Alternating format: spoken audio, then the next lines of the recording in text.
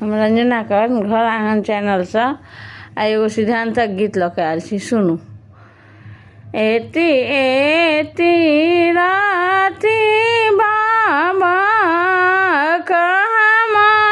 गमेलौं, हे सोहाबन लागे आमा तकैते बात, हे सोहाबन लागे आमा के आशा पूरबिया यो बाबा, हे सोहाबन लागे जोहिलिया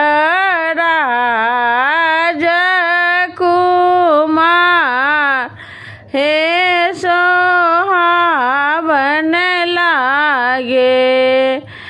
गाम के पाछीमा पाखड़ी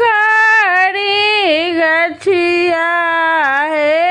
सोहाबन लागे ओही ठाम धिया सिद्धांत, सोहाबन लागे लोटा उठबैत बेटी दरियो ने लागल, हे सोहाबन लागे पान पर सहिते एती बेर, सोहाबन लागे इतर छिटैत बेटी देरिया ने लागल, हे सोहाबन लागे पजियर लागे लकैती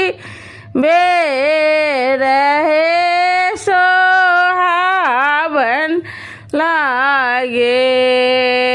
एती एती राती बेटी ओतही लागेलौं, हे सोहाबन लागे